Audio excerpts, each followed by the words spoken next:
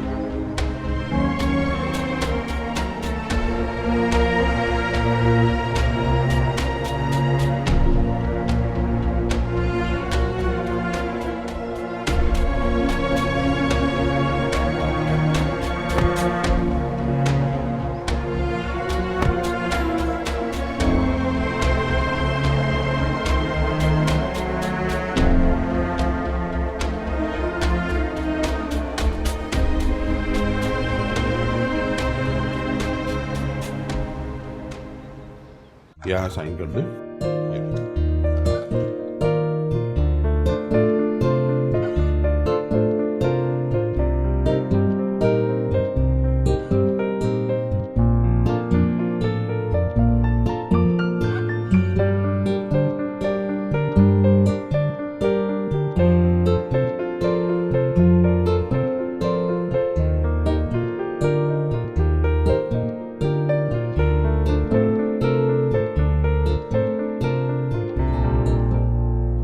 मुबारक हो।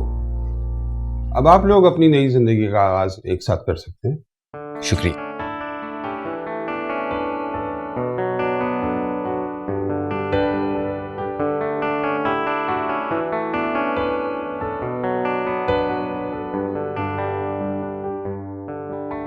आपको भी मुबारक हो जी।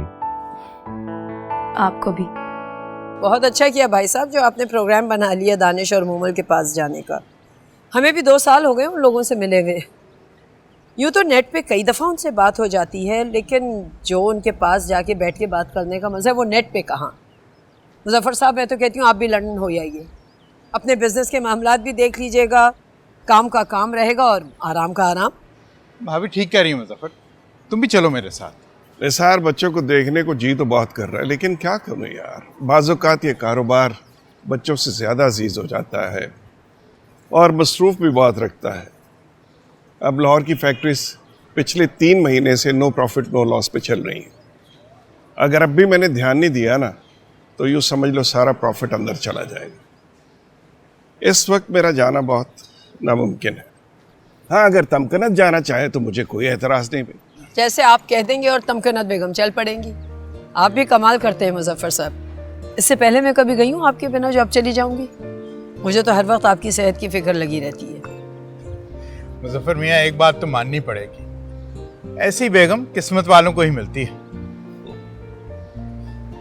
सुंबुल, तुम भी जा रही हो? नहीं आंटी, मैं फिलहाल नहीं जा रही। भाभी सुंबुल जो है वो आपके पास रहेंगी और इसके ना जाने की वजह वो मैं जानता हूँ। असल में इसे आपका घर लंदन से ज्यादा प्यारा हो गया है। पापा ना करें प्लीज।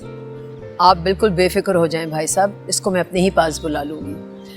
वैसे भी हम सास बहू की बहुत बनती है, वक्त गुजरने का एहसास ही नहीं होता। क्यों सुंबुल? जी आंटी, बिल्कुल ठीक कह रही हैं आप। तमकनत, आप इसे अपने पास रखना चाहती हैं और हकीकत में ये अपना ज्यादा वक्त रामिश के साथ गुजारना पसंद करेगी। मेरी पसंद या नापसंद से क्या फर्क पड़ता है? ताली तो दोनों हाथों से बजती है ना। भाभी वैसे ये रामेश है कहाँ? लीजिए, इतनी लंबी उम्र है साहबजादे की, अभी आपने जिक्र किया और वो आ भी गए।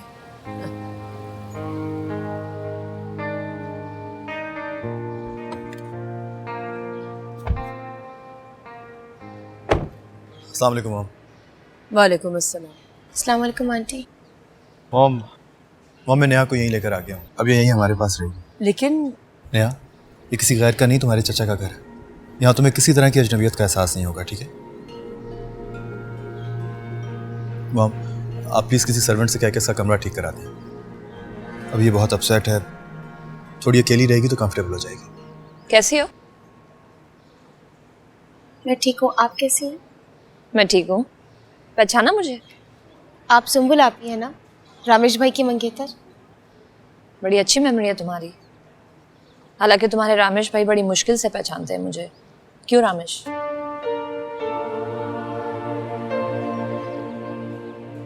मजाक अच्छे कर लेती हूँ। नेहा, तुम मेरे साथ आओ, मैं इसे कमरा दिखाती हूँ। तुम निसार भाई और सुंबुल के साथ बैठ के बातें करो। चलो आओ।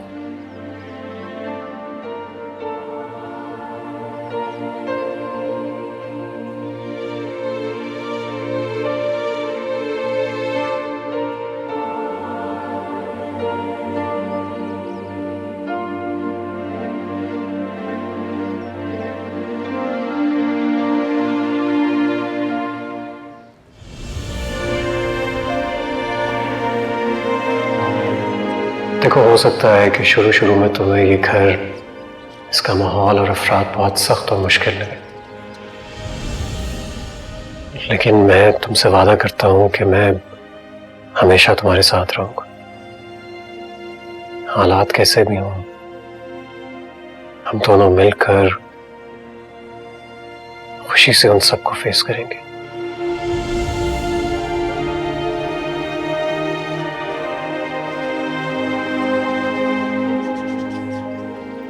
मैंने कहा था ना आपसे, जिंदगी में जब भी जहां जिस मोड़ पे आप मुझे पुकारेंगी मैं आपके पास आऊंगा।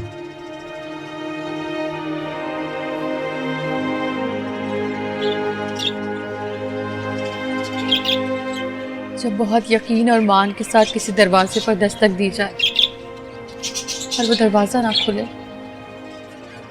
तो उसके आसपास खुलने वाली खिड़कियां आपके गम को कम नहीं करती, बल्कि और बढ़ा देती हैं।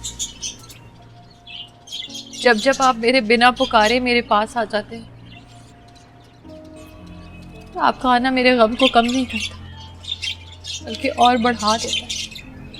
एक वादा आपसे किया था और एक अपने आप से। दोनों का मफहूम एक ही है कि आपको मैं दुखी और तकलीफ में नहीं देख सकता। अल्लाह मेरे वादों की कुछ तो लाज रखिए। बस आप दुखी होना छोड़ दें और मुस्कुराना सीख लें।